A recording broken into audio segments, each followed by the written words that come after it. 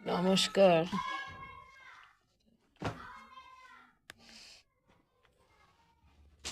অচ্যুতং কেশবং বিষ্ণু হরিং সত্যং জনার্দনম হংস নারায়ণ চ বেতনমষ্টকং শুভম।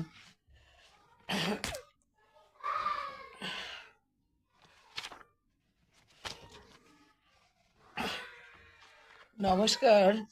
আজকের বিষয় হলো জন্মছকে পূর্বজন্মের কথা। কথিত আছে প্রায় 84 কোটি জন্মের পরে মানুষ জন্ম লাভ হয় এবং জন্মান্তরের ফল ও তার কর্ম পরবর্তী জন্মে প্রভাব বিস্তার করে। তাই সুদীর্ঘ বছর ধরে জ্যোতিষ চর্চা করে অতীত জন্মের কথা বলা যায়। জন্মছকে পঞ্চম ভাব ও দ্বাদশ ভাব অতীতে জন্মের নির্দেশক। এছাড়াও গ্রহদের বিভিন্ন অবস্থান ও ভাব অতীত জীবন সম্পর্কে ইঙ্গিত দিয়ে থাকে। তার কিছু ব্যাখ্যা নিচে বলছি আর কি। শনি ও মঙ্গল যোগ যদি কারো জন্মছকে থেকে থাকে, তবে জমি সম্পত্তি সংক্রান্ত সমস্যা তার অতীত জন্মেও ছিল, যা বর্তমানেও কন্টিনিউ হচ্ছে। বা পারিবারিক অশান্তি ও শনি মঙ্গল যদি একসাথে চতুর্থ ভাব বা সপ্তম ভাবে থেকে থাকে, তবে বিবাহ বিচ্ছেদ বা বৈবাহিক জীবনে তৃতীয় ব্যক্তির আগমন হবে।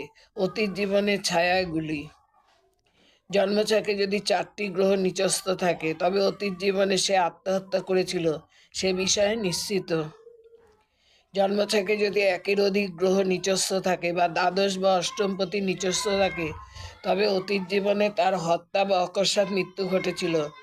যেমন জন্মছকে নিচস্থ শনি ও চন্দ্রের অবস্থান জলে ডুবে মৃত্যু বা জল দ্বারা বা বিষ প্রয়োগে মৃত্যু বলা হয়। জন্মছকে যদি কারো দ্বিতীয় ও দ্বাদশপতি ষষ্ঠ বা অষ্টমে থাকে, তবে তার ব্যয়ভাব বা সেবা দ্বারা ঋণ শোধ করতে হয়। দ্বাদশপতি দ্বিতীয়ভাবে থাকলে একই হবে।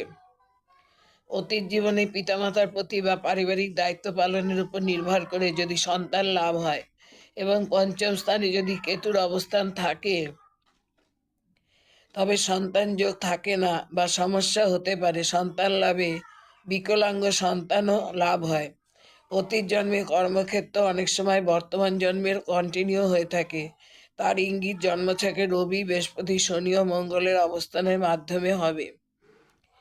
ভাগ্যস্থানে বৃহস্পতির অবস্থান ও দৃষ্টি অথবা ভাগ্যপতির শুভ যোগ পিতৃপুরুষের আশীর্বাদ ও ভবিষ্যতে শুভ যোগের ইঙ্গিত প্রদান করে।